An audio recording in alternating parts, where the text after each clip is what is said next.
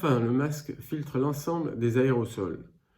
Cela concerne donc non seulement tous les virus respiratoires et bactéries, mais aussi les particules de pollution, la poussière et tous les aérosols de spray en tout genre, comme pour la peinture, pour le nettoyage, pour les lacs des cheveux et déodorants, et bien d'autres qu'il convient de ne pas inhaler car ils sont toxiques tous pour notre santé.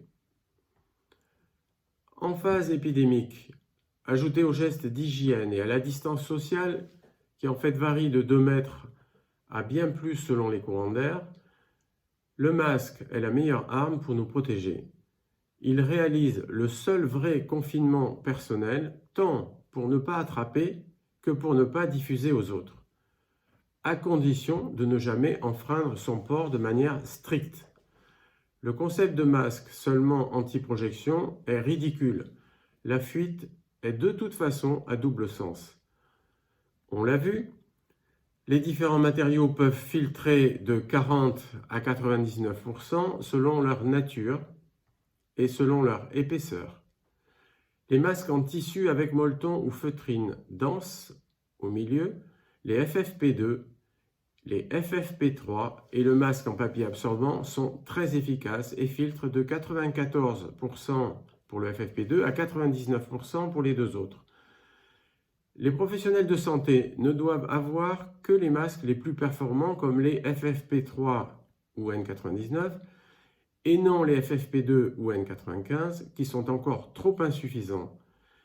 Les masques chirurgicaux, mais aussi les masques FFP2, ont été à l'origine de 10 à 25% des soignants contaminés environ, dont certains sont décédés ou en réanimation. Après les arrêts par crainte du virus, c'est probablement 25% qui ont été en retrait de leur activité à un moment ou à un autre. Mais à terme, il devrait être généralisé à toute la population.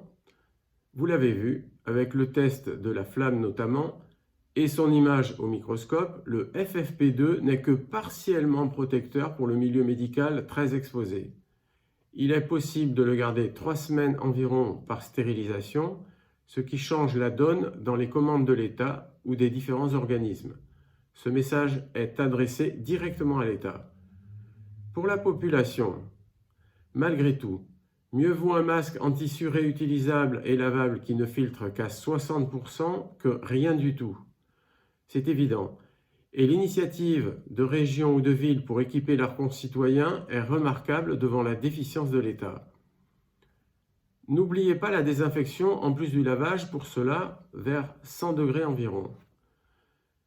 Cela aurait dû être décidé dès le début de l'épidémie, même en cas de pénurie, avec des masques alternatifs ou artisanaux. Combien de morts et de souffrances aurait-on pu éviter? C'est énorme.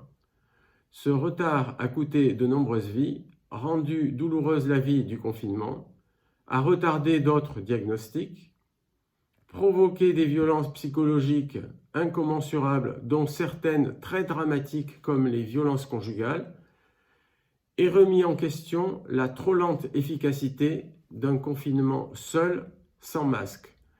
Il rendra la vie de nombreuses personnes très dure d'un point de vue économique et durablement. Il faut être vraiment très rigoureux sur le port du masque et de façon presque militaire, systématique, et je répète encore très rigoureuse.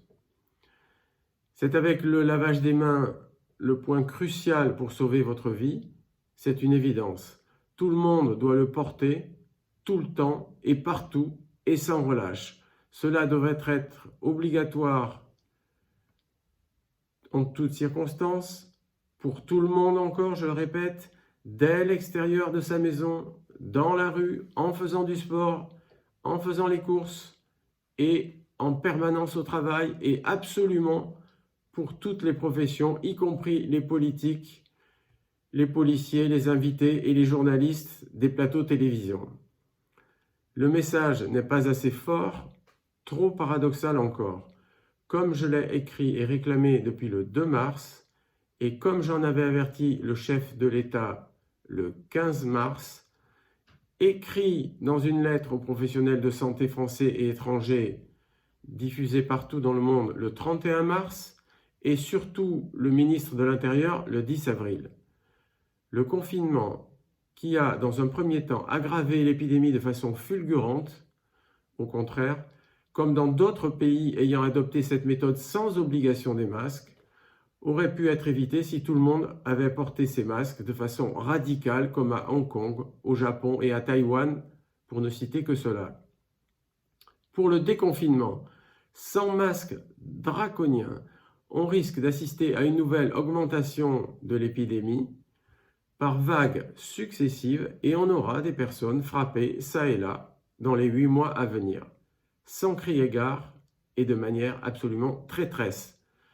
Portez donc ce masque, votre seule vraie survie et protection, qui est à la fois un bouclier, une défense et une arme pour se battre face à un ennemi infiniment petit, sans foi ni loi, sans frontières, et il est encore temps d'agir très vite et de le comprendre.